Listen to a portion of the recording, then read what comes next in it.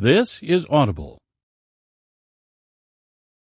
Penguin Random House Audio presenta Lecciones de Estoicismo, de John Sellars, narrado por Eugenio Barona. Prólogo.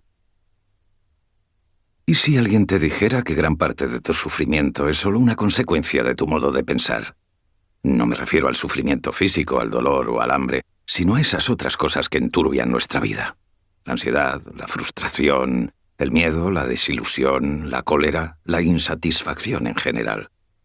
¿Qué dirías si alguien afirmara que puede enseñarte a evitar todo eso, puesto que todo eso no es más que el resultado de mirar el mundo de manera equivocada? ¿Te imaginas que evitarlo estuviera a tu alcance, que dependiera solo de ti? Esto es lo que afirman en sus respectivas obras los tres grandes filósofos estoicos de la antigua Roma: Séneca, Epicteto y Marco Aurelio. Los tres vivieron en los siglos I y II de nuestra era. Séneca fue tutor del emperador Nerón. Epicteto, un esclavo que consiguió la libertad y que fundó una escuela de filosofía, y Marco Aurelio, emperador de Roma. Sus vidas no podrían haber sido más distintas, y sin embargo los tres abrazaron el estoicismo como guía para vivir una vida buena. En la época en que escribían nuestros tres filósofos romanos, la filosofía estoica tenía ya 3 siglos de antigüedad. El fundador de la escuela se llamó Zenón y procedía de Chipre. Alrededor del año 300 a.C. visitó Atenas como representante del negocio familiar, era hijo de un mercader, y entró en contacto con algunos filósofos. Muy pronto empezó a estudiar con los maestros de las numerosas escuelas que había en la ciudad, las cuales competían entre sí. En lugar de adscribirse a alguna de ellas, decidió crear la suya propia y empezó a impartir lecciones en la Estoa Pintada, un pórtico que se encontraba en el centro de Atenas.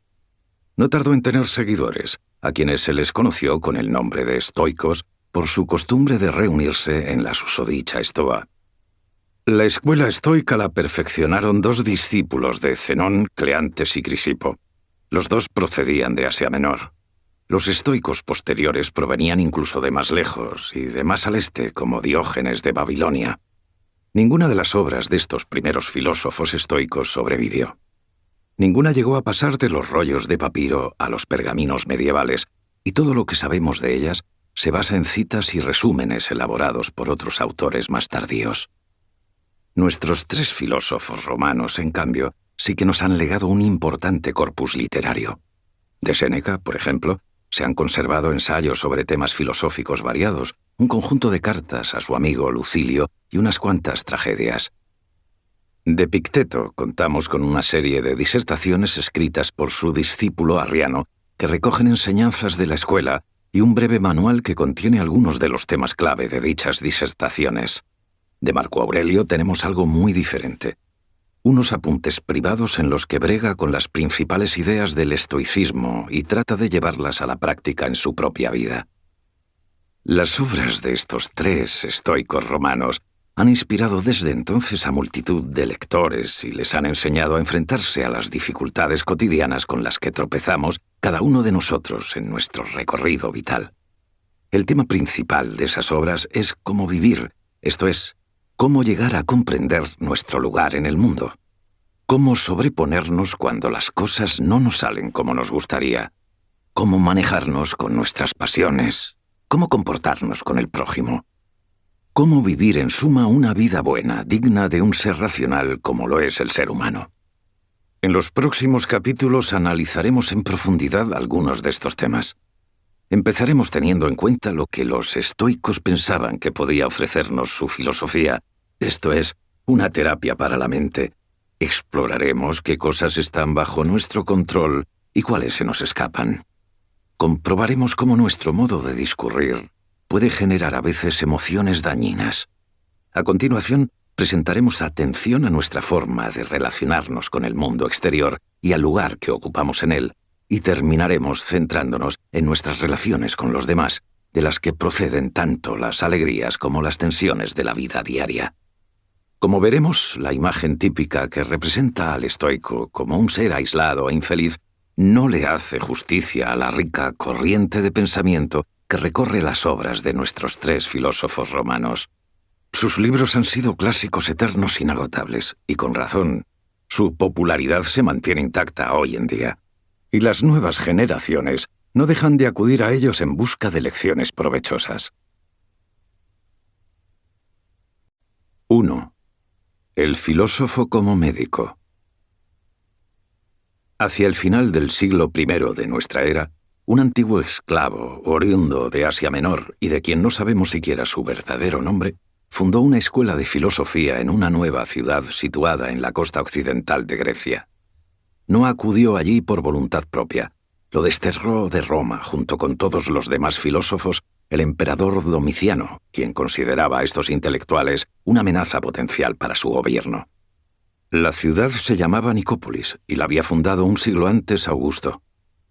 Al esclavo se lo conocía por el nombre de Epicteto, que en griego antiguo significa ganado adquirido. La escuela de Epicteto atrajo a muchos estudiantes y personalidades insignes durante el tiempo que permaneció activa. Una de ellas fue el emperador Adriano, que apreciaba la filosofía bastante más que ciertos predecesores suyos.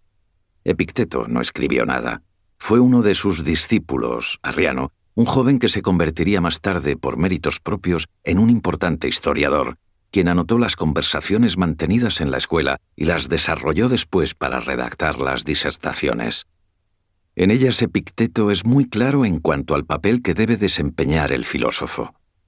Este, nos dice, es un médico, y la escuela donde enseña es un hospital, pero un hospital para las almas. Tal concepción de la filosofía no era nueva.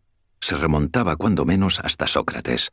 En los primeros diálogos platónicos, Sócrates sostenía que la tarea del filósofo es cuidar del alma tal como el médico cuida de los cuerpos. No debemos entender aquí por alma algo inmaterial, inmortal o sobrenatural. En este contexto, el alma equivale a la mente, los pensamientos y las creencias. La tarea del filósofo es analizar y evaluar las cosas que pensamos, examinar su coherencia y su poder de convicción, y casi todos los filósofos, antiguos o modernos, estarían de acuerdo con esto.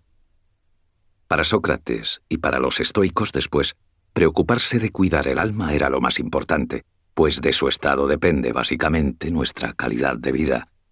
Sócrates fue célebre por reprocharles a los atenienses que prestaran tanta atención a sus cuerpos y a sus posesiones y tan poca a sus almas, es decir, a sus principios y a su conducta, ya que la clave de una vida buena y feliz, según él, reside en estos dos últimos factores, no en los primeros. En una importante argumentación que los estoicos se apropiarían después, Sócrates demostraba que algo tan espléndido como la abundancia de riquezas es en realidad algo inútil, despreciable. Más exactamente, afirmaba que la riqueza material tiene un valor neutro, puesto que puede utilizarse tanto para el bien como para el mal. El dinero en sí no es ni bueno ni malo. Que se use en uno u otro sentido depende del carácter de quien lo posee. Alguien virtuoso puede emplearlo en hacer el bien, y alguien que no lo es tanto puede resultar muy dañino a causa de sus riquezas. ¿Qué nos dice esto? Nos muestra que el verdadero valor, la fuente de lo que es bueno o malo, reside en el carácter del dueño del dinero, no en el dinero mismo. Nos indica también que prestar demasiada atención a nuestra riqueza, a nuestras posesiones, y descuidar nuestro carácter es un grave error. El trabajo del filósofo es procurar que nos demos cuenta de esto, y luego ayudarnos a curar nuestras almas y a sobreponernos a todas nuestras flaquezas. Se deduce, pues, de lo anterior, que debemos cuidar solo de nuestras almas y volvernos indiferentes al éxito mundano, al dinero o a la reputación. De hecho, los estoicos llamaron indiferentes a estas cosas. Solo un carácter excelente, virtuoso, es genuinamente bueno, afirmaron, y solo lo contrario, un carácter desalmado, es malo. Lo demás únicamente es lo indiferente. Algunos filósofos posteriores a Sócrates pensaban así. Los cínicos, por ejemplo, cuyo representante más famoso fue Diógenes de Sinope. Diógenes, de quien se decía que había vivido, durante un tiempo al menos, en un tonel, como un perro callejero, perseguía la virtud, la excelencia, a expensas de casi todo, y propugnaba un modo de vida simple en armonía con la naturaleza. Se dice que un día, al ver a un niño beber agua con las manos, exclamó: «Una criatura me ha vencido con su sencillez y acto seguido se deshizo de una de sus escasas posesiones, su taza. A Zenón, el primer estoico, lo sedujo durante un tiempo la visión cínica del mundo, hasta que empezó a quedársele corta. Sócrates había dicho que el dinero puede usarse para el bien o para el mal, pero si uno carece de dinero, carece en consecuencia de la capacidad de hacer el bien con él. Como señaló Aristóteles, algunas virtudes requieren cierto grado de riqueza, como la generosidad o la caridad. Y no solo eso, sino que Diógenes, con su rechazo activo de las posesiones, parecía no ajustarse a la afirmación de que tales cosas no son más que meros indiferentes. Si el dinero es de verdad indiferente, ¿por qué ha de preocuparte entonces si estás en la ruina o nadas en la abundancia? Diógenes parecía sostener que siempre era mejor ser pobre que rico, y no es difícil percatarse de la huella que esta alabanza de la pobreza dejó en la tradición cristiana posterior. Pero Zenón no pensaba así.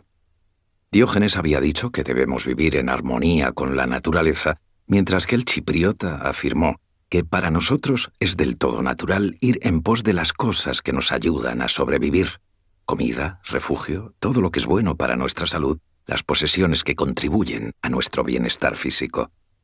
Eso hacemos, y no hay ningún motivo para sentirse mal por ello. Perseguimos la prosperidad material porque nos asegura la supervivencia.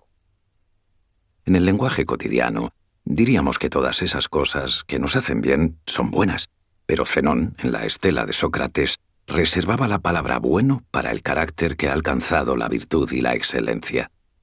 Valoramos estar sanos, tener bienes materiales y ser respetados, pero ninguna de estas cualidades es buena en el sentido en que lo es un carácter que ha alcanzado la excelencia. Esto llevó a Zenón a denominar a estas cosas indiferentes preferidos, dado que preferimos la riqueza a la pobreza, la salud a la enfermedad y el respeto al desprecio. Claro que sí. ¿Por qué no habríamos de hacerlo? Sin embargo, y esta es la clave, precisamente porque un carácter virtuoso es lo único que puede llamarse en puridad bueno, jamás debemos comprometer nuestro carácter en la búsqueda de tales cosas, ni debemos creer que ellas, por sí mismas, nos harán felices. Aquel que va en pos del dinero, no porque le garantice la supervivencia, sino porque piensa que solo por tenerlo vivirá una vida feliz y buena, está seriamente equivocado. La persona que compromete su integridad por la búsqueda de fama o dinero comete un error más grave aún, porque daña su carácter. Lo único que puede ser bueno en aras de un mero indiferente. Estas son algunas de las cosas sobre las que disertaría Epicteto en su escuela de Nicópolis. Sus alumnos, probablemente, fueron los hijos de la élite romana que estaban a punto de embarcarse en carreras administrativas dentro del organigrama del imperio. Es de esperar que las lecciones recibidas los hicieran mejores personas. ¿Pero qué significa cuidar de nuestra propia alma? ¿Qué implica tener un carácter excelente? Lo diré con una palabra pasada de moda: ser virtuoso.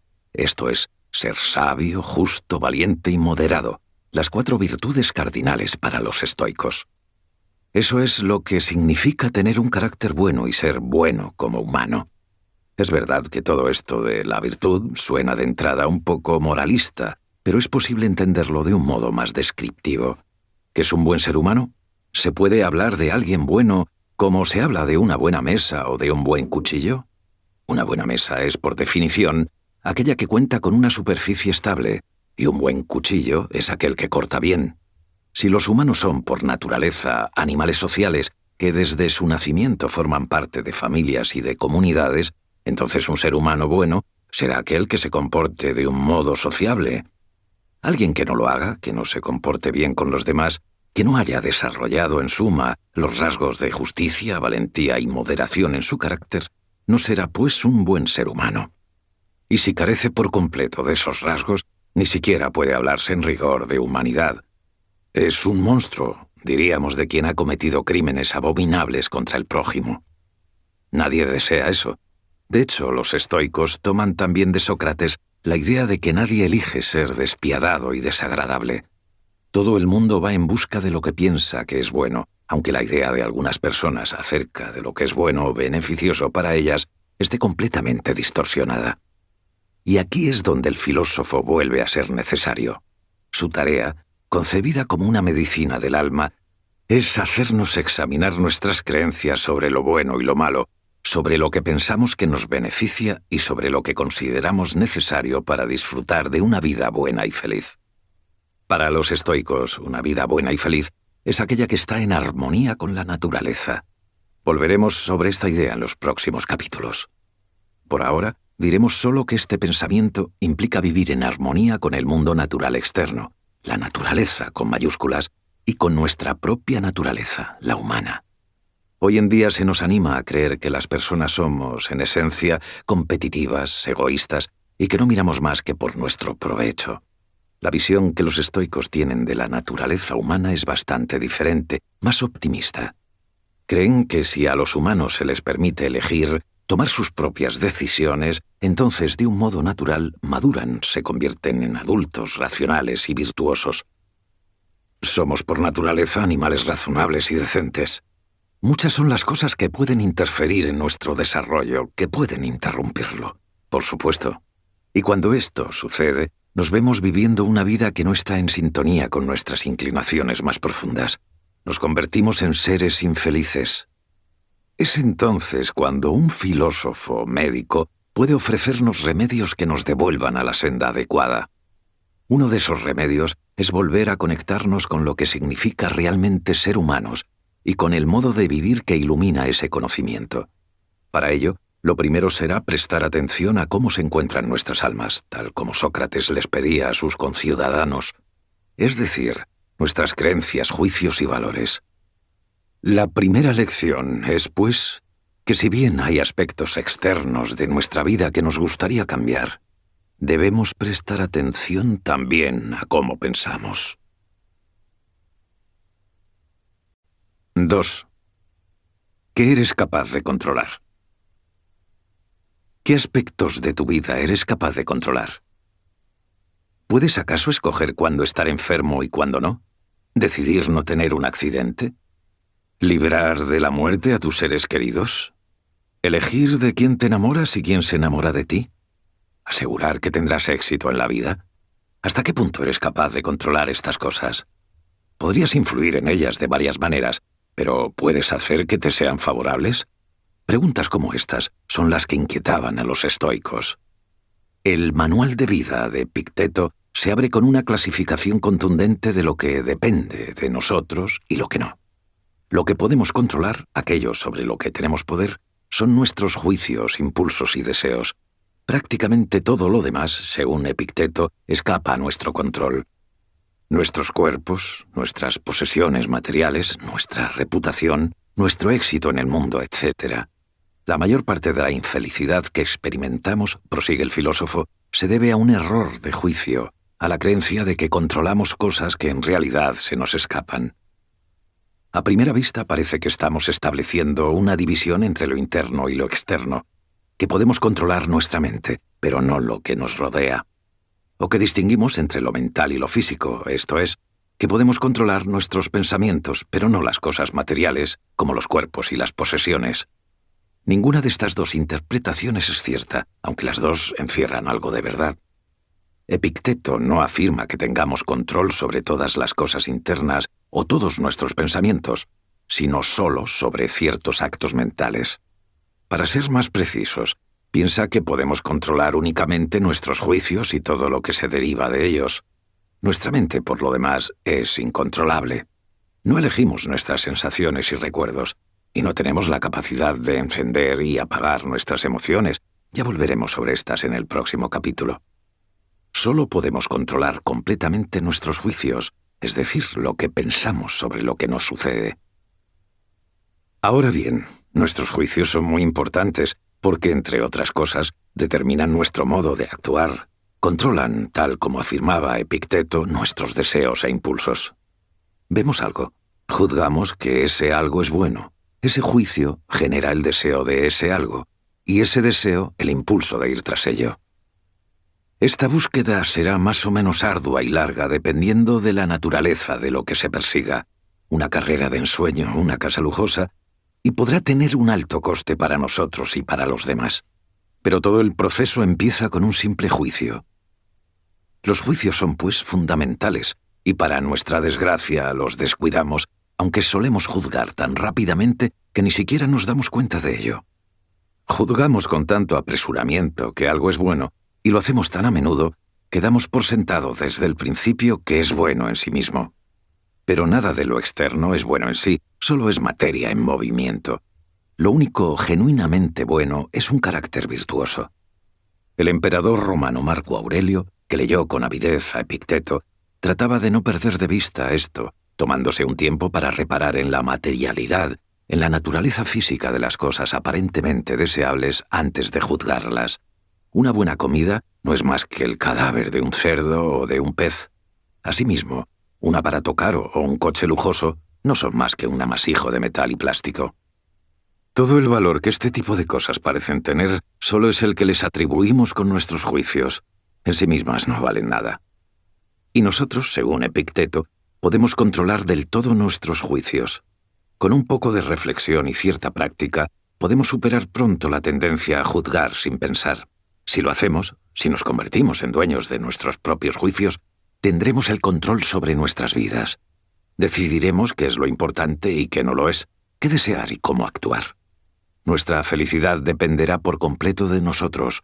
A simple vista, Epicteto parece afirmar que no tenemos control sobre casi nada, pero en realidad lo que dice es que todo lo que realmente importa para nuestro bienestar está en nuestras manos. ¿Qué pasa con el resto de las cosas que, según él, no podemos controlar, pero que nos inquietan y exigen nuestra atención, nuestros cuerpos, nuestras posesiones, la reputación y el éxito en la vida? Para los estoicos, como hemos visto, nada de eso tiene en sí valor.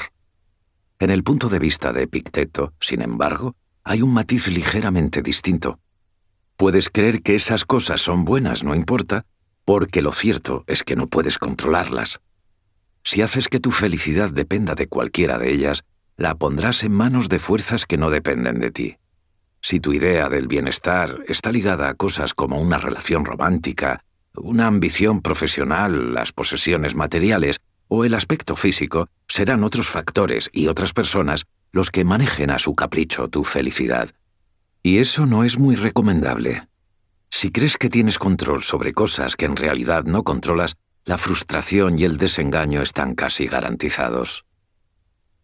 Cabe señalar aquí que Epicteto no insinúa que debamos dar la espalda al mundo. Que no podamos controlarlo no significa que debamos ignorarlo. Se trata solo de mantener con respecto a él la actitud adecuada. En su manual nos propone que vivamos nuestra vida como si fuésemos actores de una obra de teatro. No hemos elegido nuestro papel, no decidimos lo que ocurre y no controlamos la duración. Pero más que luchar contra estos factores que no controlamos, nuestra tarea es representar nuestro papel del mejor modo posible. Esto hay que matizarlo, claro. Todos desempeñamos varios papeles, y algunos de ellos podemos cambiarlos si lo deseamos. Nadie está insinuando que sea obligatorio quedarse estancado en un trabajo miserable o en una relación infeliz, pero hay otras cosas mucho más entrelazadas con la condición humana sobre las que no tenemos poder. Ninguno de nosotros ha escogido su nacionalidad, su género, su edad, su color de piel o su orientación sexual. Todos estos aspectos, sin embargo, influyen de un modo determinante en nuestras vidas. Es asimismo importante recordar que podemos controlar nuestros actos, pero no los resultados que acarrean. Las cosas no siempre salen como nos gustaría o como pretendemos que salgan. A veces, porque no lo hacemos todo lo bien que podríamos, y a veces, a causa de otros factores que no dependen de nosotros. Antípatro, un estoico anterior a Epicteto, comparaba esto con el tiro con arco. Hasta un arquero experto hierra a veces porque el viento desvía la flecha. Nada puede hacer para evitarlo. Lo mismo ocurre con la medicina. No importa cuán bueno sea el doctor, ya que algunos factores que no controla pueden impedirle salvar al paciente. Los estoicos piensan que todo en la vida es así. Podemos esforzarnos, actuar de la mejor manera posible, pero nunca podremos controlar del todo el resultado. Si hacemos que nuestra felicidad dependa de lograr un objetivo, corremos el riesgo de desilusionarnos continuamente, pero si nos contentamos con hacer las cosas del mejor modo posible, entonces nada se interpondrá en nuestro camino.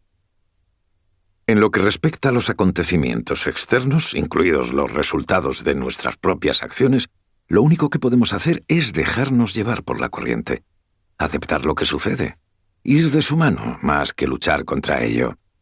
Marco Aurelio no deja de repetirse en sus meditaciones que la naturaleza es un continuo proceso de cambio, que nada es estable y nada podemos hacer al respecto, sino aceptar lo que sucede y centrar nuestros esfuerzos en aquello que sí está bajo nuestro control. Epicteto insiste mucho en la necesidad de centrarse en esto, en lo que está bajo nuestro control, de olvidar lo que se nos escapa y dirigir toda nuestra atención a nuestros juicios. Así mejorará nuestro carácter, el único modo de alcanzar eso que Zenón llamaba el plácido fluir de la vida. Pero no hay que bajar la guardia, porque si dejamos de prestar atención a nuestros juicios, aunque solo sea un momento, corremos el riesgo de volver a caer en los malos hábitos. Epicteto compara esto con un marinero que gobierna un barco. Para el marinero es más fácil naufragar que mantenerse a salvo navegando. Todo lo que ha de hacer es ir en contra del viento. El desastre será inmediato. En realidad, ni siquiera tiene que hacerlo por su propia voluntad. Una breve distracción producirá el mismo resultado. Si nos descuidamos lo más mínimo, perderemos todo lo que hayamos conseguido. De modo que debemos dedicar unos instantes a reflexionar sobre los acontecimientos de cada día. Marco Aurelio practicaba la reflexión al despertarse. Así se preparaba para afrontar el nuevo día, considerando todos los desafíos que a buen seguro tendría que afrontar y buscando el mejor modo de manejarlos. También Séneca lo hacía, pero al anochecer, y reflexionando sobre lo ya acontecido. Pensaba en qué había hecho bien y en qué se había equivocado, dónde había fallado su atención y cómo podría hacerlo mejor al día siguiente. Epicteto iba incluso más lejos. Como el marinero que gobierna el barco, es esencial que no perdamos la concentración en ningún instante, que estemos preparados para cualquier cosa que pueda sucedernos. Debemos tener siempre a mano nuestros principios filosóficos, o de lo contrario, volveremos a juzgar erróneamente. He aquí la filosofía entendida como una práctica diaria, como un modo de vivir. 3. El problema de las emociones. Arriano da cuenta de un encuentro que ilustra con más detalle este interés en el control. Se produjo entre Epicteto y un hombre que fue a verle a su escuela en Nicópolis.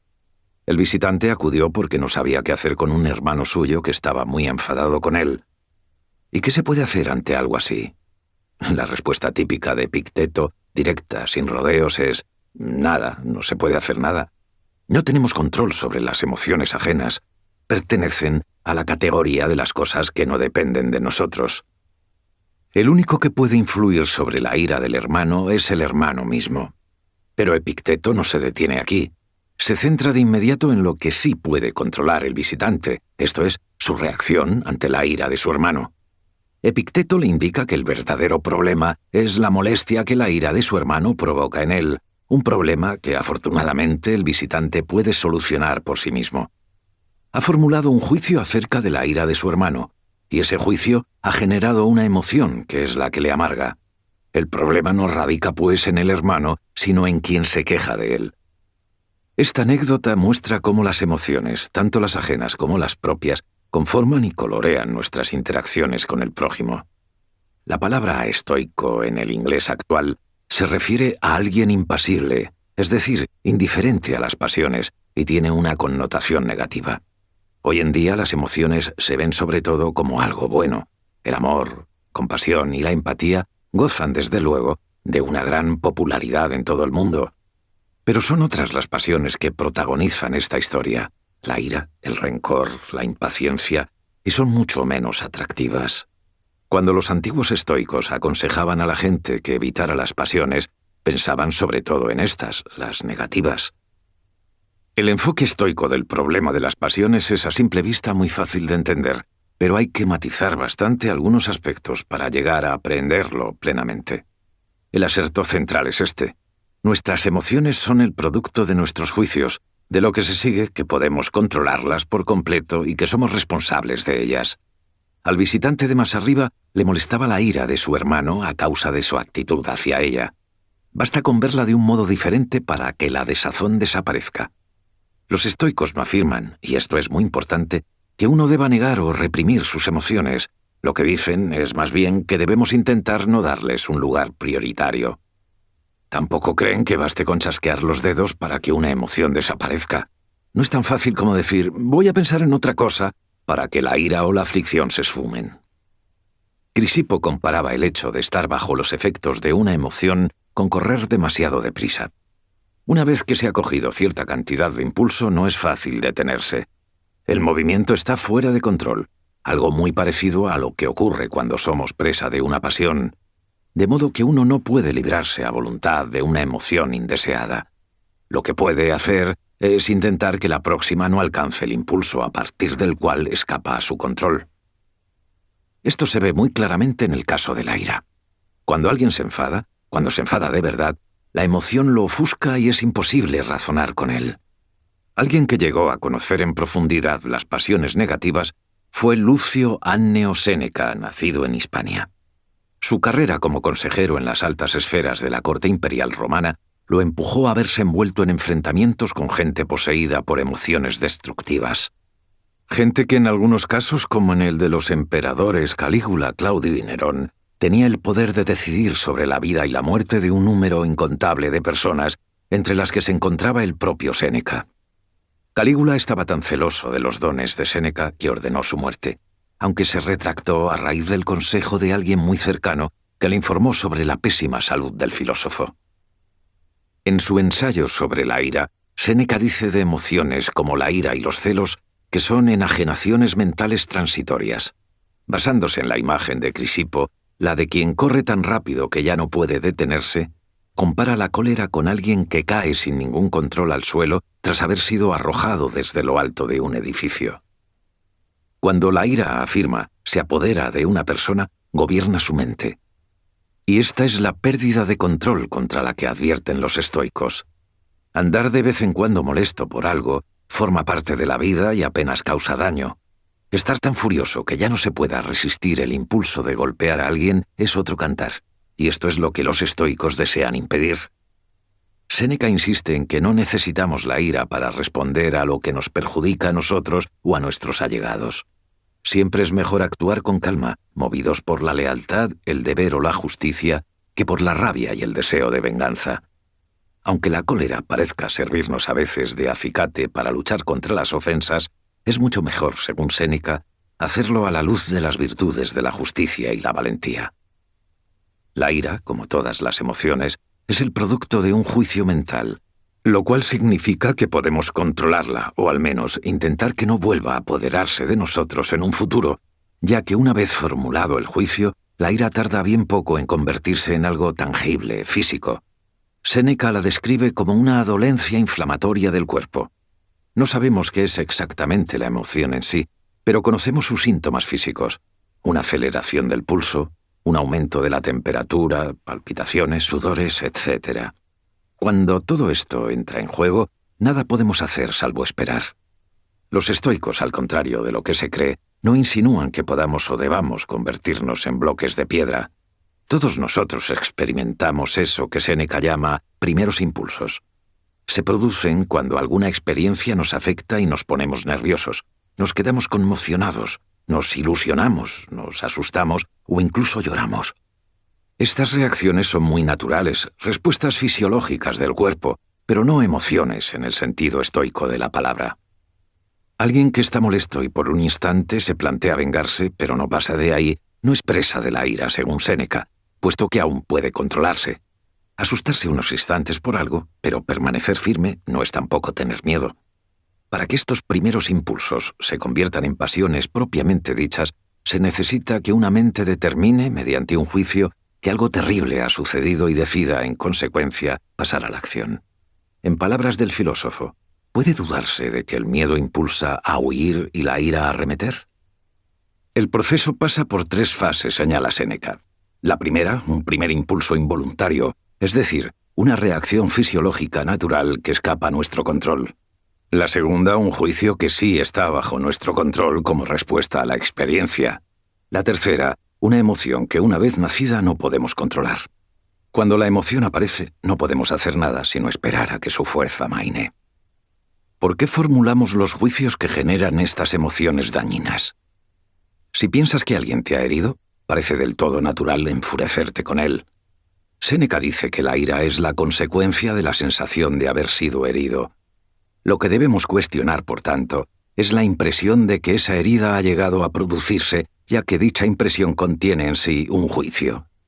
Epicteto lo sintetiza así. Recuerda, para que te hagan daño no basta con que te golpeen o insulten, debes creer que te han dañado. Si alguien consigue provocarte, date cuenta de que tu mente es cómplice de la provocación. Por eso, prosigue, es importante no reaccionar impulsivamente a lo que nos ocurre. Es fundamental detenerse y dedicar unos instantes a reflexionar sobre lo ocurrido antes de juzgarlo. Si alguien te critica, párate a pensar en si lo que dice es cierto o falso. Si es cierto, entonces has señalado una falla que ahora puedes corregir. Por lo tanto, te ha hecho un bien. Si por el contrario lo que dice es falso, entonces es él quien está en un error y por tanto quien se perjudica. Los comentarios críticos en sí no te hacen ningún daño. La única forma de que puedan dañarte de verdad seriamente es que tú te dejes arrastrar por la provocación y que la ira se adueñe de ti. Séneca se centró en las pasiones negativas y destructivas. Sin embargo, hay otras benéficas sin las que no queremos vivir. Una de ellas es el amor, tanto el paterno, el que se siente hacia un hijo, como el romántico entre dos adultos. ¿Insinúan acaso los estoicos que también debemos eliminarlos? No. Para ellos, el amor de un padre por su hijo no es una emoción irracional que deba evitarse, sino un instinto natural más o menos universal. Tendemos por naturaleza a cuidar de nosotros. Vamos en pos de todo lo que necesitamos para vivir y evitamos aquello que nos perjudica.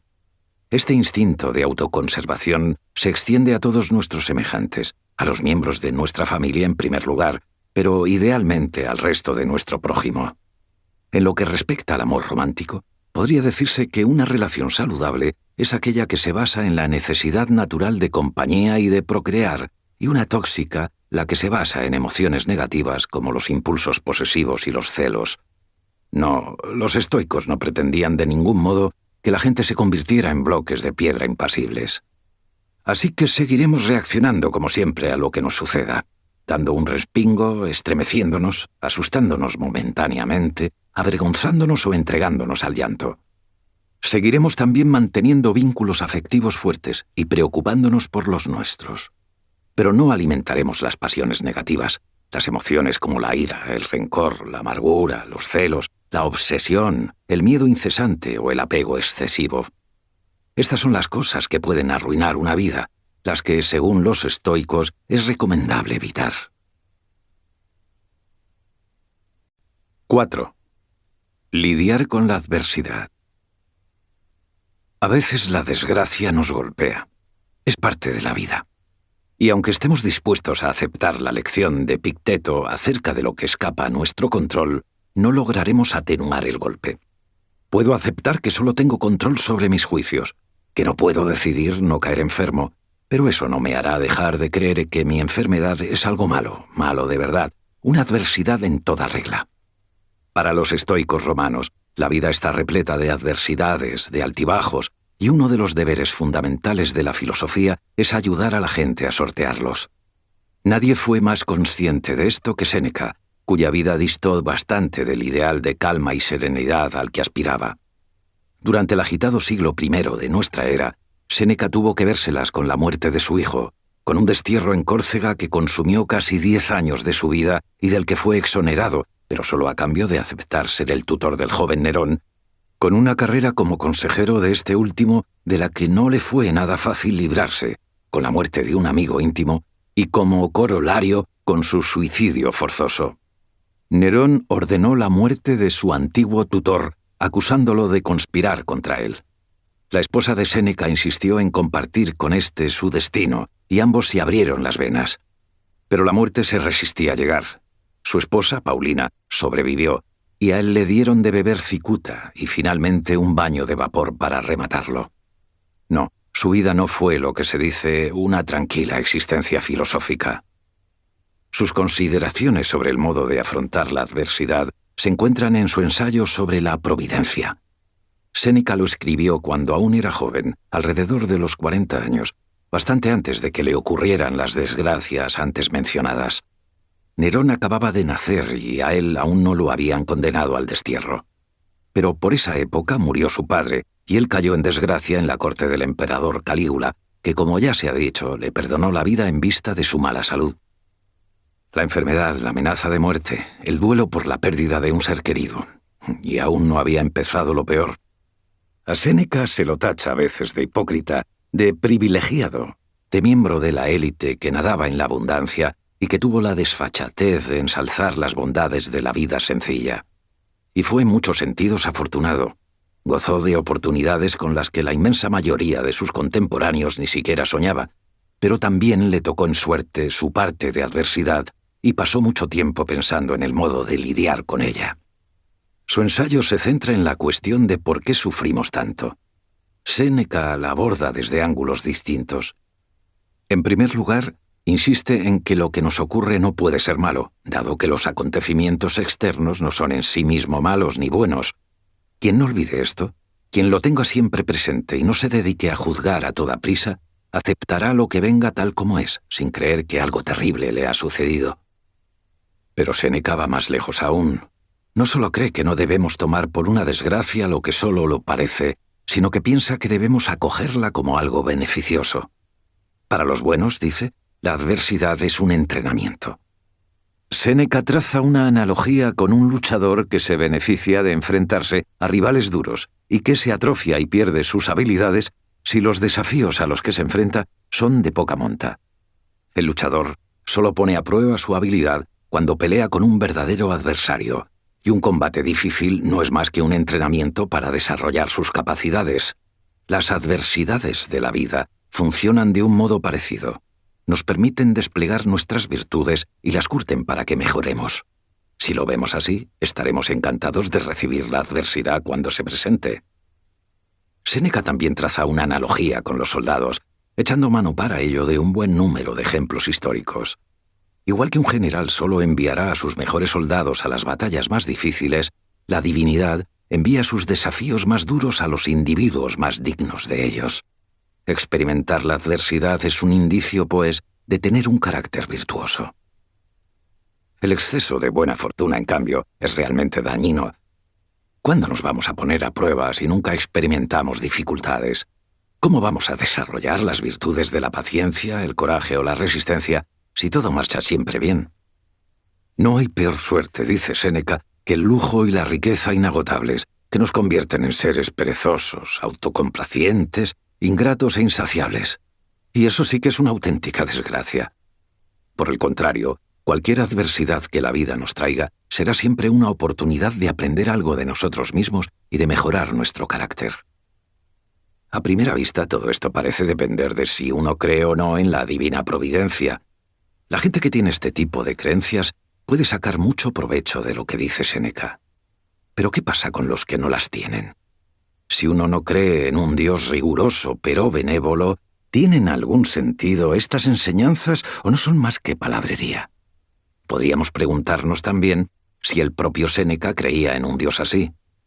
Cuando escribió su ensayo en el año 30 de nuestra era, el cristianismo apenas había echado a andar.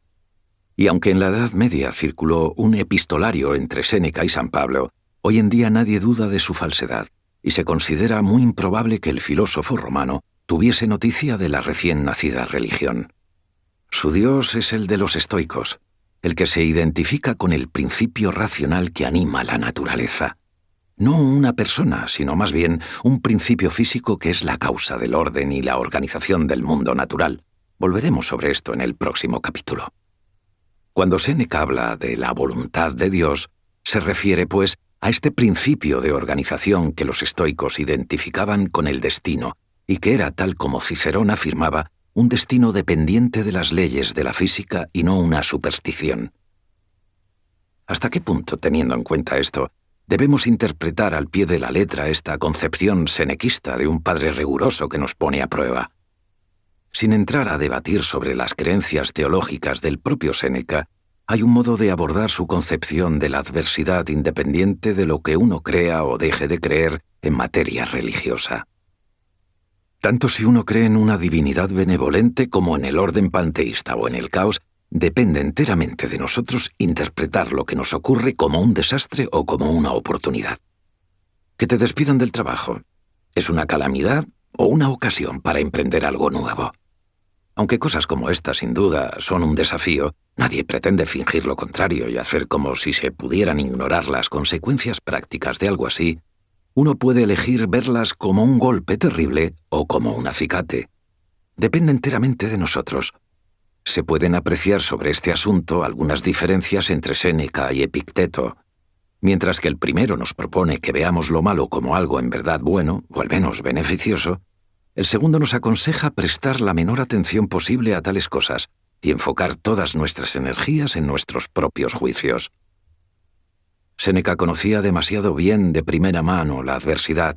Sin duda, su intento de extraer lecciones positivas de sus experiencias fue algo que le ayudó a salir adelante en circunstancias muy complicadas.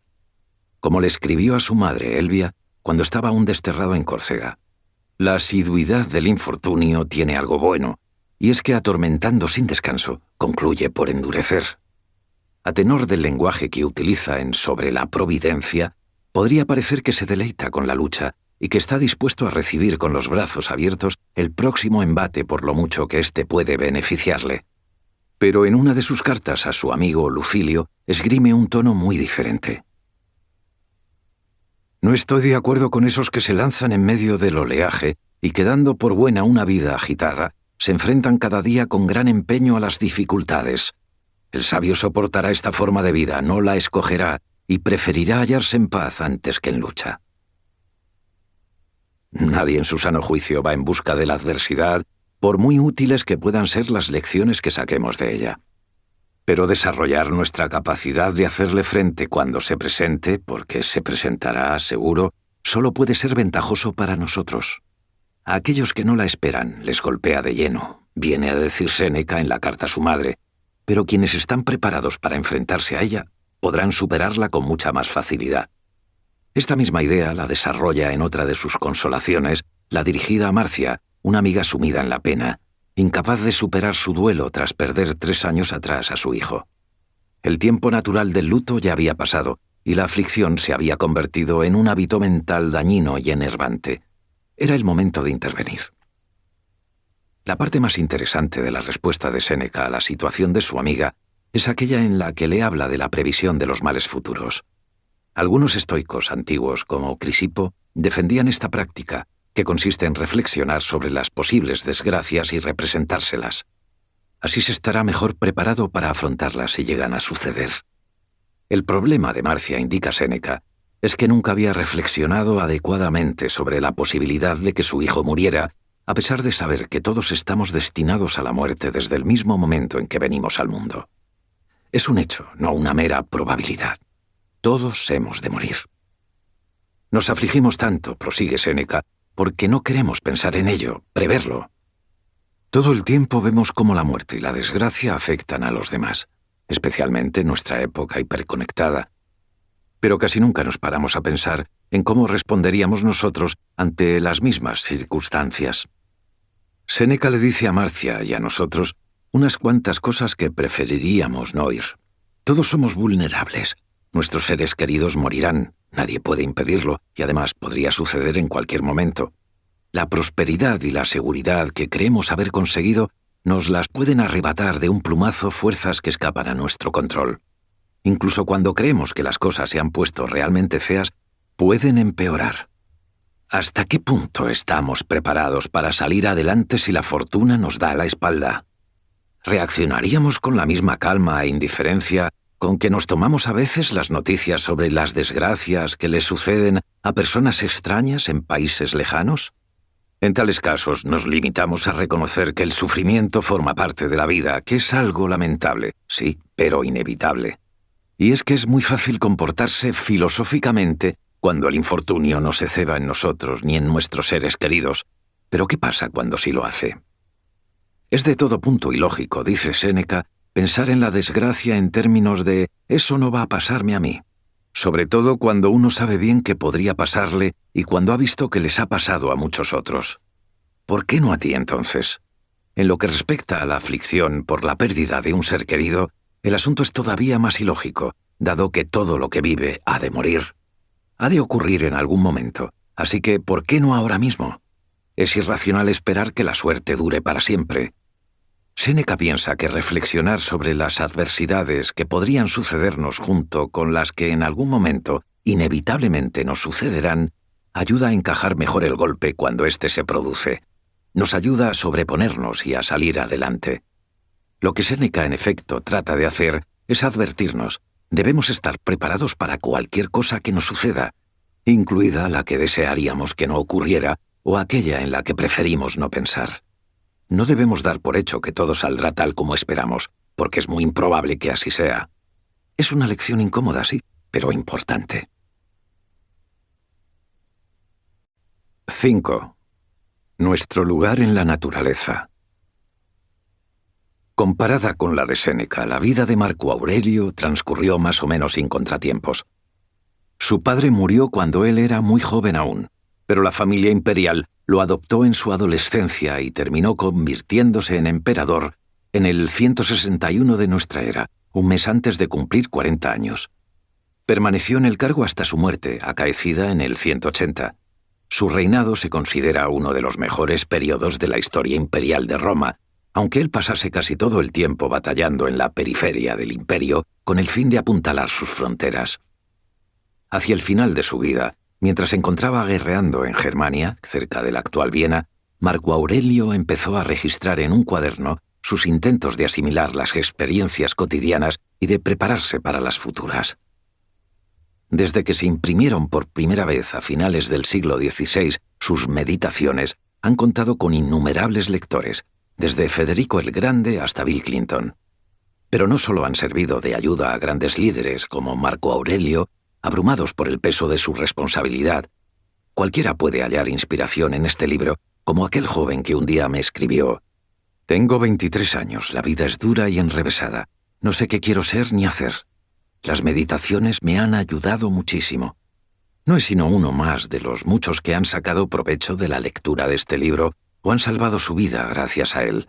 Y creo que esto sucede, entre otros motivos, porque los lectores se identifican con el autor, un ser demasiado humano que tiene que vérselas con las presiones de la vida diaria, con las responsabilidades derivadas de su trabajo y con las reuniones sociales. Marco Aurelio podría muy bien haberse mostrado como un emperador romano en busca de una reputación como sabio filósofo estoico.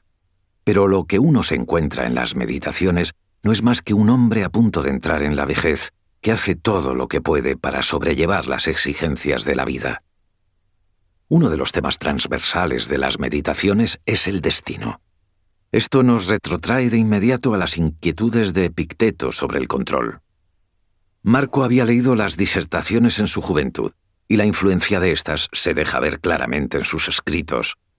Pero mientras que Epicteto centra su atención en lo interno, en lo que podemos controlar, Marco Aurelio mira hacia afuera, contempla la inmensidad que nos supera y que se nos escapa. Una y otra vez reflexiona sobre su vida como si ésta fuese un minúsculo instante en la vastedad del tiempo y su cuerpo una mota de polvo en la vastedad del universo. ¿Qué pequeña parte del tiempo ilimitado y abismal se nos ha asignado a cada uno? Pues rapidísimamente se desvanece en la eternidad. ¿Y qué pequeña parte del conjunto de la sustancia y qué ínfima también del conjunto del alma? ¿Y en qué diminuto terrón del conjunto de la tierra te arrastras? En otra parte, Marco Aurelio imagina que contempla la tierra desde fuera, a gran altitud, como los astronautas han hecho después, y ve lo diminuto que es cada país, lo ínfimas que son las grandes ciudades. En cuanto a sus habitantes, cuyas vidas están repletas de preocupaciones e inquietudes, no son prácticamente nada vistos así desde una perspectiva cósmica. Desde semejante atalaya, parece como si no le importáramos gran cosa al universo. ¿Y por qué deberíamos importarle? Pero ese no es, en rigor, el punto de vista de los estoicos. Ellos no creen que la naturaleza sea una simple masa de materia en movimiento indiferente a todo. Recordemos que en el capítulo anterior, Séneca hablaba de ella como si la controlase una divinidad paterna. El punto de vista oficial del estoicismo es que en la naturaleza existe un principio racional responsable de su orden y de su movimiento. A este principio lo llaman Dios, Zeus. Pero este Dios no es una persona ni algo sobrenatural, sino simplemente naturaleza. La naturaleza no es ciega ni caótica, sino bella y ordenada con sus propios ritmos y patrones. No está formada por materia muerta. Es un solo organismo vivo del que todos nosotros formamos parte. Si esto no parece concordar mucho con lo que la ciencia moderna nos dice acerca del mundo natural, echemos un vistazo a la hipótesis Gaia, propuesta por James Lovelock. Esta teoría se basa en la idea de que se comprende mejor a la Tierra si se la concibe como un único sistema vivo que incluye no solo la materia orgánica, sino también la inorgánica, las rocas y la atmósfera. Es un error intentar comprender los organismos como las plantas y los animales, separándolos de todo lo demás. Esta biosfera unitaria y única se regula a sí misma y actúa, por así decir, en su propio beneficio. Lovelock la define con las siguientes palabras.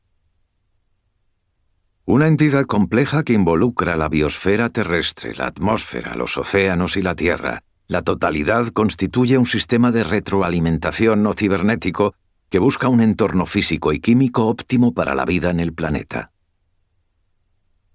Como todas las teorías científicas, esta se propone dar la mejor explicación posible de las evidencias de que disponemos, la de que una especie de principio organizador que forma parte de la naturaleza actúa en pro de la vida.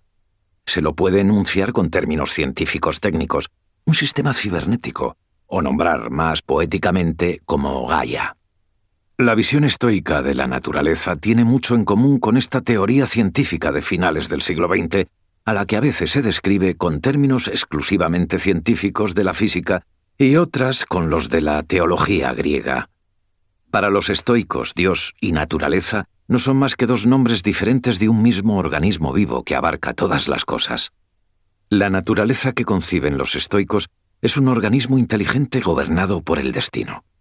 Para ellos, el destino no es más que una cadena de causas. Al mundo natural lo gobiernan las causas y los efectos, y eso es lo que los físicos intentan describir y comprender. Para los estoicos como Marco Aurelio, aceptar el destino o el determinismo de las causas es fundamental.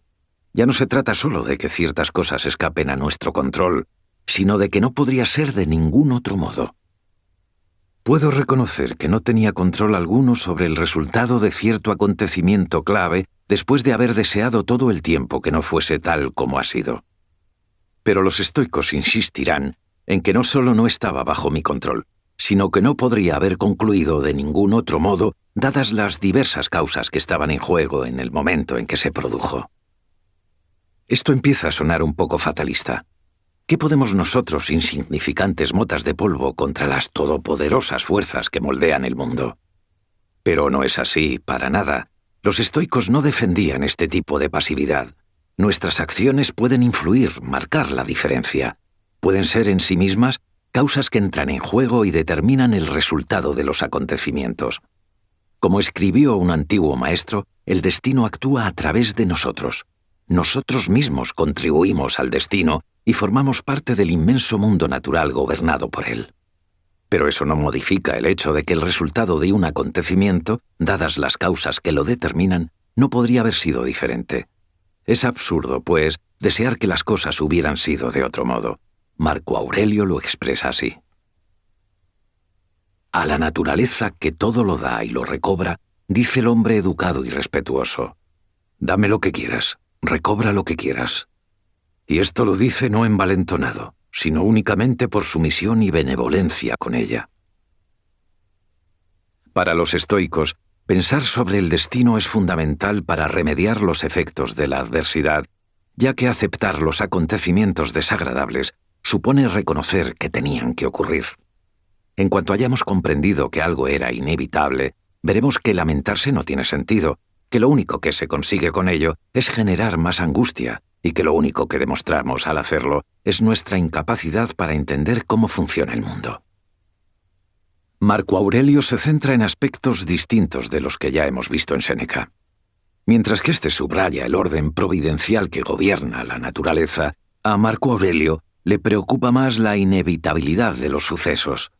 En numerosos pasajes de sus meditaciones, muestra una actitud agnóstica con respecto a si la naturaleza es un sistema racional, providencial o simplemente un cúmulo aleatorio de átomos chocando entre sí en un vacío infinito.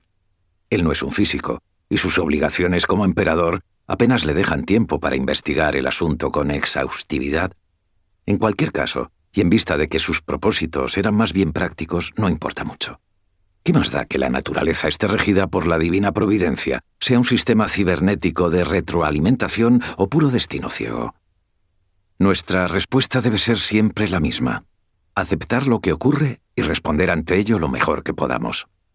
Marco Aurelio le da vueltas a esto en diversos pasajes de las Meditaciones, escritos en días distintos, con estados de ánimo distintos y a la luz de distintos acontecimientos de su vida.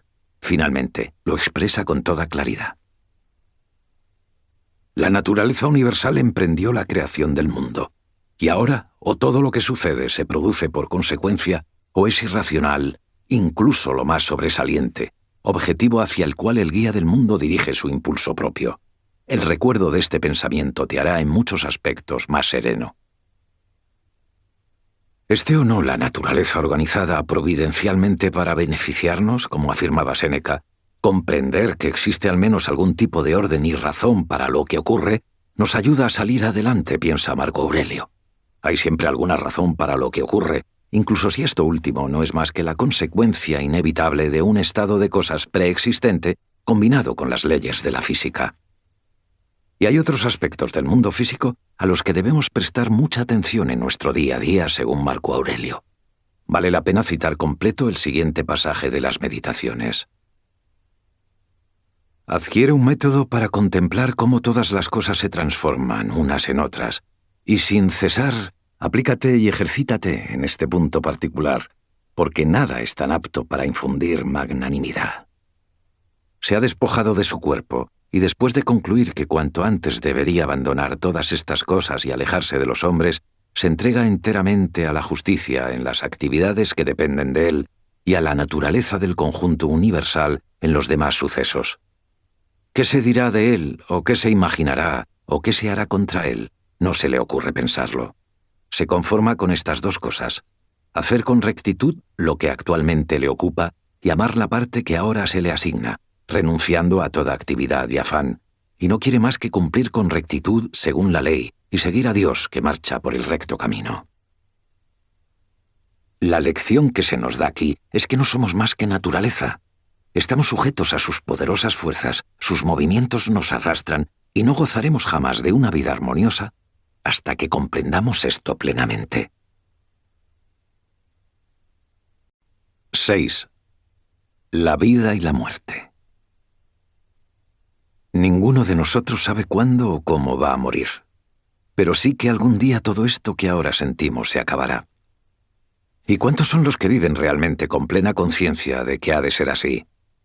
La mayoría conocemos historias de gente que ha experimentado su propia muerte o a la que le han diagnosticado alguna enfermedad incurable. Quienes han conseguido volver del otro lado lo han hecho con un renovado amor por la vida, dispuestos a saborear cada segundo de ese tiempo extra. Quienes no hemos tenido esa experiencia olvidamos fácilmente que somos mortales y cuán exigua es la cantidad de tiempo que nos resta. Séneca tuvo siempre muy presente, como hemos visto, que su vida podía terminar en cualquier momento, ya fuese debido a su mala salud o al arrebato de algún emperador con malas pulgas.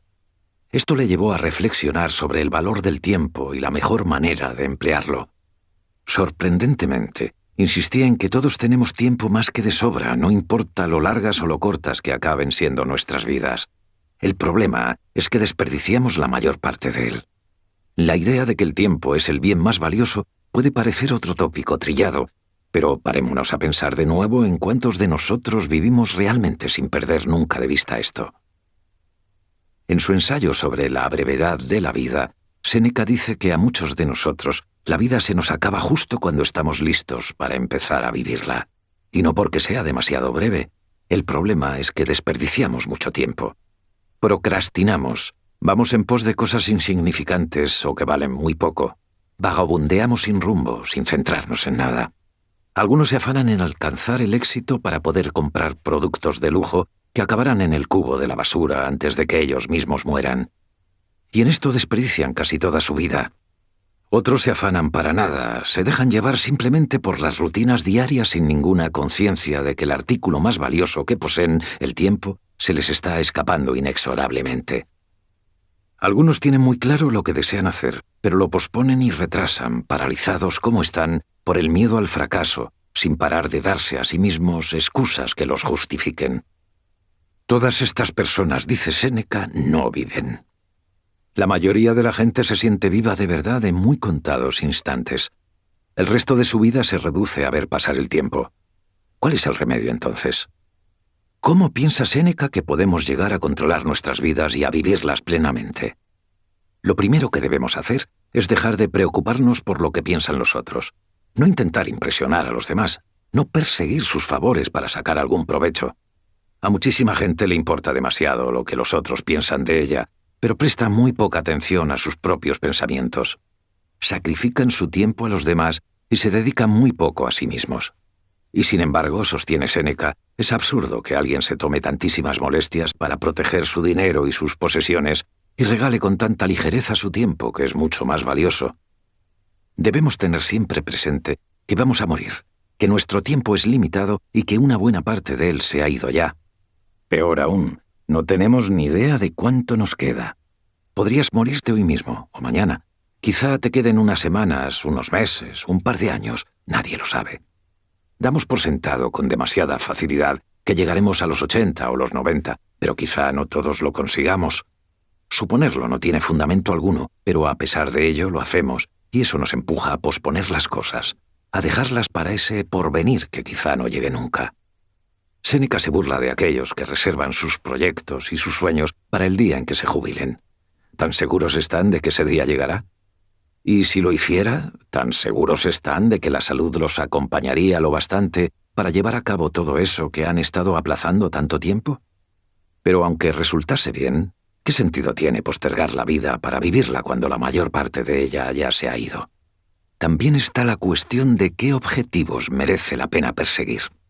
Para muchos la meta es el éxito, en cualquiera de sus manifestaciones, ya sea con riqueza y fama, con respeto y honores, o con ascensos y altos cargos. Pero Séneca señala que la gente que alcanza todo eso raramente se siente satisfecha, puesto que el éxito conlleva una cantidad enorme de presiones y exigencias. Han conseguido todo aquello que anhelaban, pero ahora carecen de algo, de tiempo para sí mismos, para estar en paz, para disfrutar del ocio y del retiro. Pero no se trata ya de las exigencias que el éxito trae consigo.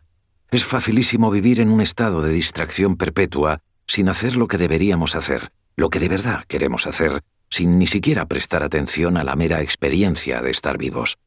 El ruido incesante, las interrupciones, las noticias, los medios de comunicación, las redes sociales, todo esto nos exige tanta atención que llegar a concentrarse por completo en algo y terminarlo se convierte en una tarea casi imposible.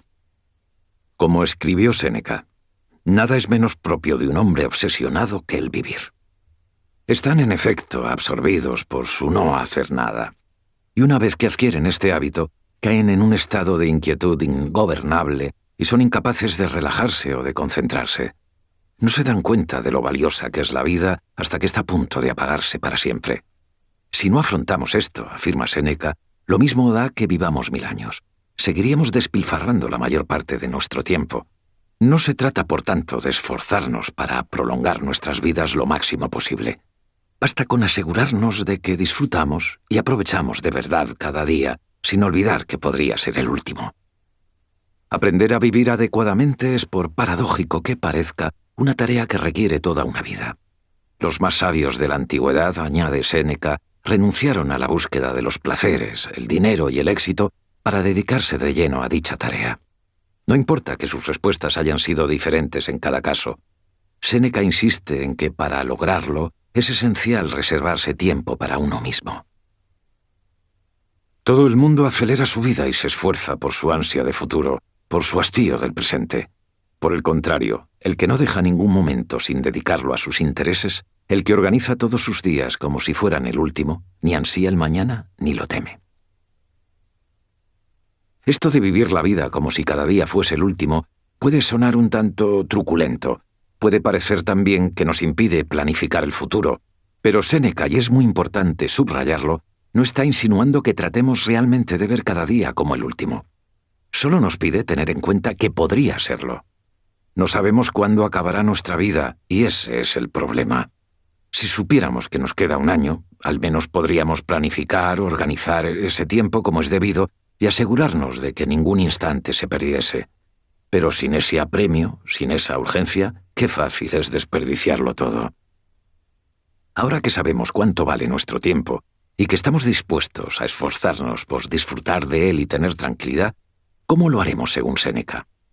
Él descarta enseguida los deportes y los juegos, así como esa actividad vacacional tan popular que llama cocerse bajo el sol. De hecho, ataca muchas de esas cosas que hoy en día solemos hacer en nuestro tiempo libre. En lugar de ello, recomienda dedicarse a la filosofía, para él la actividad más noble y digna. Es decir, a pensar, aprender, leer obras de historia y de literatura, reflexionar sobre el pasado y el presente. Lo opuesto, en fin, de ir de un lado para otro en pos del éxito mundano que, en su opinión, solo se obtiene pagando con la vida. Con este ensayo, Séneca arremetía contra el culto a la banalidad practicado por la gente pudiente de Roma en el siglo I. Es llamativa y por momentos aterradora la importancia que sigue teniendo esto en la actualidad. Queremos creer que la humanidad ha evolucionado, y con suerte mejorado, en los últimos 2000 años, pero Séneca nos demuestra que muchos de los asuntos con los que la gente se debate hoy en día no son muy distintos de los que preocupaban a los habitantes de la Roma imperial. Unos 50 años después de Séneca, Epicteto, junto con sus alumnos, reflexionaba en Nicópolis sobre la vida y la muerte. En aquellas disertaciones se refería continuamente a la vida como un don, algo que nos es dado y que del mismo modo se nos quita. No nos pertenece a nosotros, sino al donante, es decir, a la naturaleza. Dirigiéndose a ella dice: ¿ahora quieres que me vaya de la feria? Me voy y te doy todo mi agradecimiento porque me consideraste digno de participar en la feria contigo y de ver tus obras y de comprender tu gobierno. La vida es una celebración, como una feria, una fiesta, y al igual que ellas, no puede durar para siempre. Está en nuestras manos ser agradecidos con el anfitrión por lo que hemos disfrutado o lamentarnos porque tiene que acabar. Tu vida es un don, un presente que un día tendrás que devolver. También las vidas de aquellos a quienes amas. Nunca digas con respecto a nada, lo he perdido, sino lo he devuelto. ¿Ha muerto tu hijo? Ha sido devuelto. ¿Ha muerto tu mujer? Ha sido devuelta. Todo lo que tenemos, todo lo que amamos, no es más que un préstamo. Nada puede guardarse para siempre, aunque solo sea porque no estaremos aquí para siempre. Es tentador presentar esto como la trágica verdad, la agridulce certeza de la existencia humana, pero Epicteto es más llano y más directo. Si quieres que tus hijos y tu mujer y tus amigos vivan siempre, eres un necio, pues quieres que dependa de ti lo que no depende, y que lo ajeno sea tuyo. Dice también Epicteto, ateniéndose a los hechos, que si nuestra muerte o la de algún otro fuese algo terrible, Sócrates lo habría pensado. Que los sabios más reputados se hayan enfrentado a la muerte con ecuanimidad debe hacernos reflexionar, afirma. Es nuestro juicio sobre la muerte el que nos lleva a creer que se trata de un hecho terrible. Pero podemos pensar en ella de otro modo. De hecho, debemos hacerlo, según Epicteto, porque la creencia de que la muerte es terrible se basa en un error. El puro hecho de estar vivo, visto así, sin añadiduras, pertenece a la esfera de lo indiferente, o en cualquier caso, a la de lo que escapa a nuestro control. Lo que Epicteto intenta todo el tiempo es rebajar nuestra ansiedad ante la muerte y suavizar el dolor por la pérdida de nuestros seres queridos. Pero al igual que Séneca, quiere también que valoremos la vida que se nos ha dado. Tu vida no te pertenece. En algún momento tendrás que devolverla, de modo que disfrútala mientras dure. En las últimas páginas de su manual, Epicteto la compara con los Juegos Olímpicos. El torneo está en marcha. No puedes aplazarlo. Y todo depende de lo que hagas ahora, en este instante, en este día único e irrepetible. 7. ¿Cómo vivir en comunidad? Alguien con espíritu crítico podría decir que mucho de lo que hemos visto hasta aquí no es más que puro egocentrismo y egoísmo. La división de Epicteto entre lo que podemos y no podemos controlar parece empujarnos a darle la espalda al mundo externo y a centrarnos tan solo en nuestros juicios. En una metáfora memorable, Marco Aurelio nos relata cómo se retira a su ciudadela interior para escapar del mundo. ¿Es este tipo de retiro, este darle de lado a todo para centrarse exclusivamente en el propio bienestar, el que defienden los estoicos? De ninguna manera. No somos individuos aislados, sino parte de la naturaleza. Sí, los estoicos también creen, como Aristóteles, que somos por naturaleza animales sociales y políticos. Al nacer nos integramos en comunidades. La primera de ellas, la familia, pero después nuestra localidad, nuestro país, y en última instancia, la comunidad formada por todos los seres humanos. Además, ese volverse hacia adentro que propugnan los estoicos se dirige principalmente, como ya hemos visto, a cultivar la virtud y la bondad de carácter y a evitar las emociones dañinas y antisociales como la ira.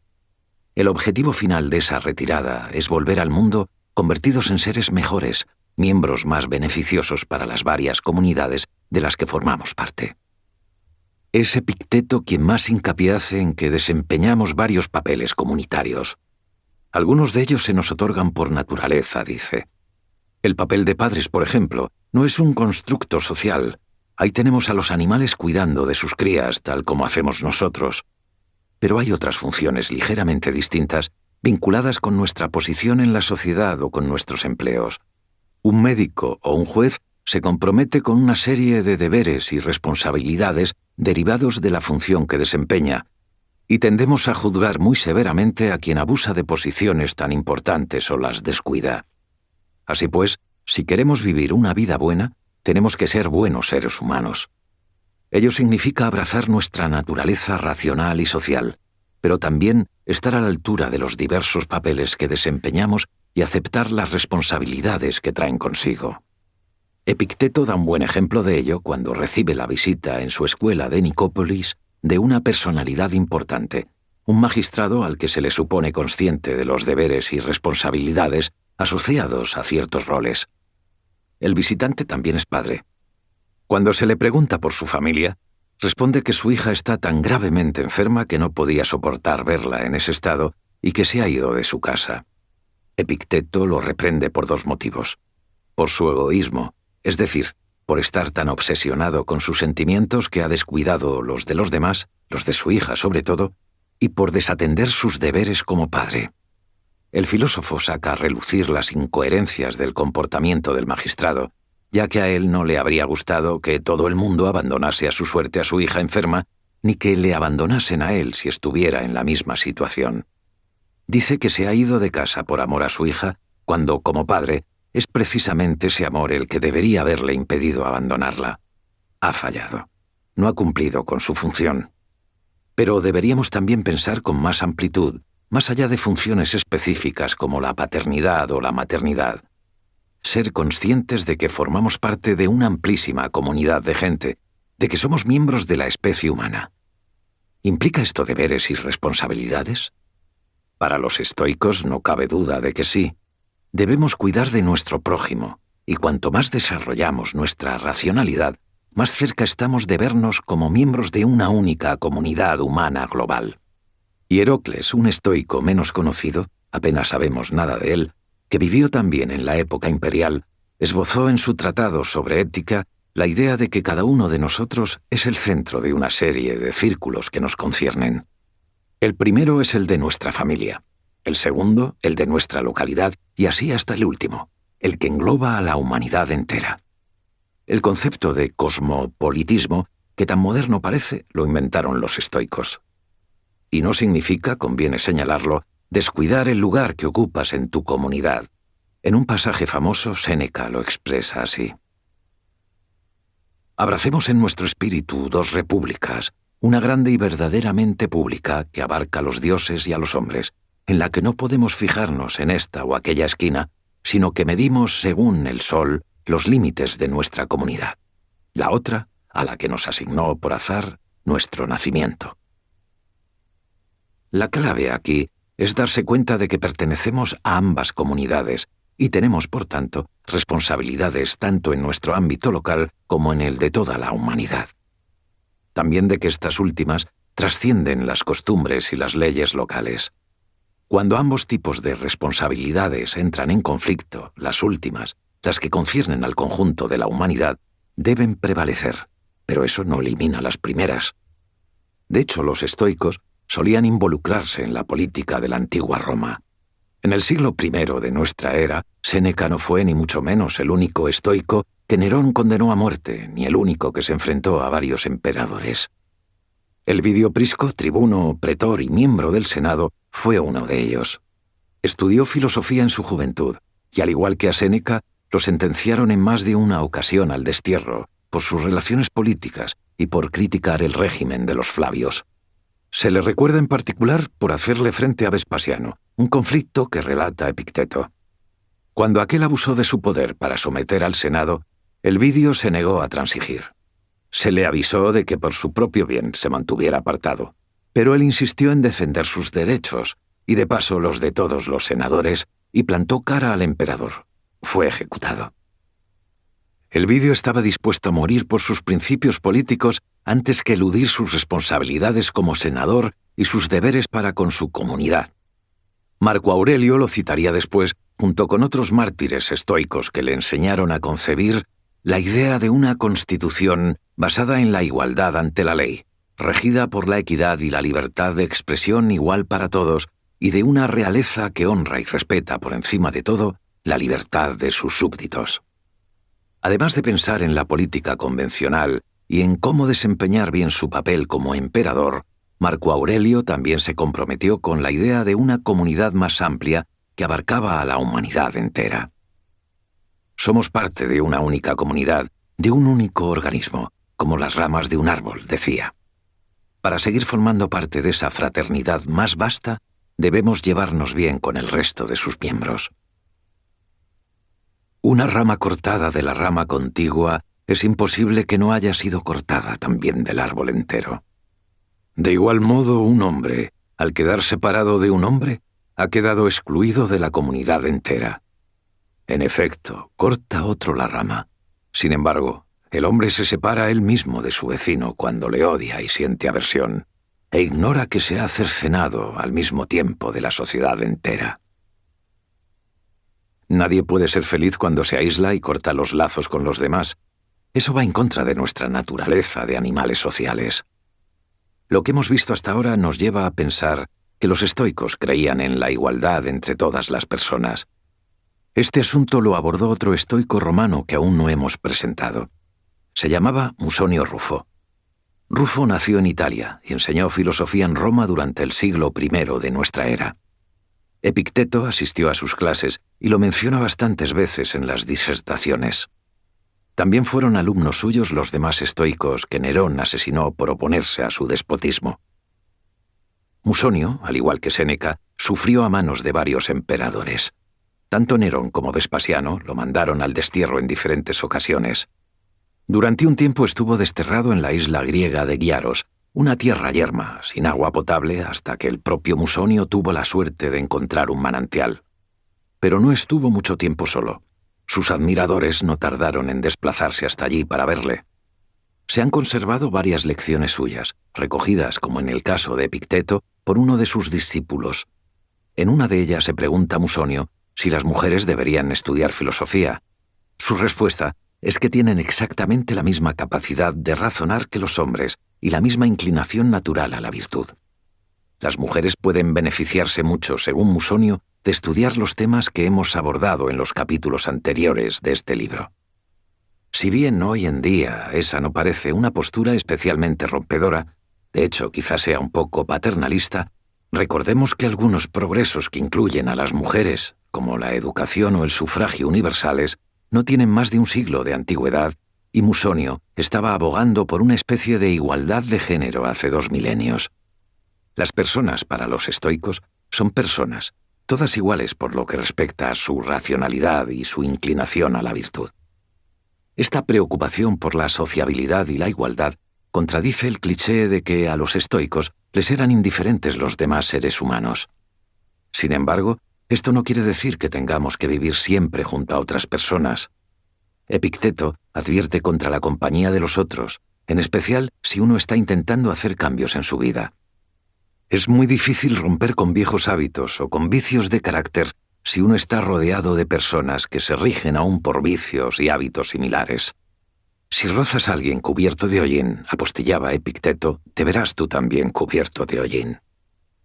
Los alumnos de Epicteto en Nicópolis eran estudiantes que, como muchos universitarios de hoy, volvían a sus lugares de origen durante las vacaciones. Debían frecuentar a sus antiguos amigos y compañeros de estudios al regresar a casa si lo que querían era romper con algunos aspectos de su modo de vida anterior. Si lo hacían, acabarían recayendo en los viejos hábitos. Volverían a comportarse como antes para sentirse integrados. Epicteto les dice que deben ser extremadamente prudentes y les recomienda que eviten la compañía de otros en la medida de lo posible hasta que hayan incorporado del todo los nuevos hábitos que desean desarrollar. Pero esto no tiene por qué traducirse en un aislamiento social. Hay ciertas personas que es bueno frecuentar, las que practican la virtud, las que siguen tu misma senda, la gente que comprende y valora lo que estás intentando llevar a cabo. El alcohólico que se está rehabilitando encuentra abrigo y ánimo en su grupo de apoyo y tentación en sus antiguos compañeros de correrías. Epicteto insinúa que deberíamos pensar así durante toda nuestra vida. Deberíamos elegir con sumo cuidado nuestras compañías, ser conscientes de la influencia que podrían ejercer en nosotros, darnos cuenta de que podríamos acabar imitando inadvertidamente su modo de pensar y de actuar. De modo que si estás intentando desarrollar hábitos nuevos y más positivos, quizás sea mejor evitar la compañía de aquellos que encarnan todo lo que deseas dejar atrás y juntarte con personas cuyos valores compartes o admiras. Este es uno de los motivos por los que los filósofos antiguos se agrupaban en escuelas. Es probable que esta sea también la razón de que surgieran las órdenes monásticas de varias religiones del mundo, así como de que los estoicos se reunieran en la antigüedad en lugares como la escuela de Epicteto y de que la gente que hoy en día desea aprender a vivir estoicamente ansíe conocer a compañeros de viaje, ya sea personalmente o en la red. Aunque nos advierta sobre los peligros de compartir nuestro tiempo con las personas equivocadas, Epicteto nos da también un ejemplo de que para aprender de los estoicos el contacto social puede ser beneficioso. Nuestra lección final es que formamos parte, por naturaleza, de comunidades locales y globales. El error es creernos individuos aislados que pueden desentenderse del resto de la sociedad. En Roma, muchos estoicos estuvieron dispuestos a enfrentarse a los tiranos antes que renunciar a sus principios. Al hacerlo, encarnaron las virtudes de la justicia y la valentía. El estoicismo no solo no nos desaconseja que nos metamos en política, sino que nos anima a estar a la altura del activismo y el civismo más elevados. Epílogo. Muchas de las ideas que hemos abordado en este libro están perfectamente sintetizadas en un pasaje de la Consolación que Séneca le escribió a su madre para que dejase de lamentar la pérdida de su hijo desterrado en Córcega y de angustiarse por cuál podría ser la siguiente acción del emperador Claudio contra él. La naturaleza ha hecho que para vivir bien no haya necesidad de grandes preparativos. Cada cual puede hacerse feliz a sí mismo. La importancia de las circunstancias externas es poca y tal que no tiene gran influencia en ninguno de los dos sentidos. Ni las favorables encumbran al sabio, ni las adversas lo abaten. En efecto, siempre se ha esforzado por depender lo más posible de sí mismo, por esperar de sí mismo todas las satisfacciones. Desde entonces estas ideas no han dejado de resonar a través de los siglos. A Séneca se lo leyó mucho durante la Edad Media, el Renacimiento y el siglo de las Luces. El breve manual de Epicteto lo usaron los monjes como guía en el medievo, y las meditaciones de Marco Aurelio se convirtieron en un bestseller en la Inglaterra victoriana y lleva más de un siglo siendo uno de los libros de filosofía más populares que se han escrito jamás. Muchas de las ideas fundamentales del estoicismo han influido en el desarrollo de ciertas ramas de la psicología cognitiva conductual, como la terapia racional emotiva conductual. Desde 2012, unas 20.000 personas han participado en un experimento global en la red que consiste en vivir a la manera estoica durante una semana y comprobar si aumenta su bienestar. Los resultados indican que sí. Quienes han seguido el experimento durante más de un mes han sentido un beneficio incluso mayor. Al contrario de lo que sugieren todos los estereotipos, el sentimiento que más se fortalece entre quienes practican el estoicismo es el del placer, el disfrute, la energía y el entusiasmo por la vida. Todos podemos, así lo espero, sacar provecho de pensar en los asuntos que preocuparon a los estoicos. Pero el verdadero beneficio llega solo cuando uno incorpora esas ideas a su vida cotidiana. Aquí es donde empieza de verdad el trabajo más arduo. Soy Eugenio Barona. Esperamos que hayas disfrutado de esta producción de Lecciones de Estoicismo de John Sellars. Este audiolibro ha sido dirigido por Juan Morali. Productor ejecutivo, Antonio Martínez Asensio. Copyright del texto 2019, John Sellars. Copyright de la traducción 2021, Abraham Grájera López. Copyright de la producción 2021, Penguin Random House Grupo Editorial S.A.U. Todos los derechos reservados. Audible hopes you have enjoyed this program.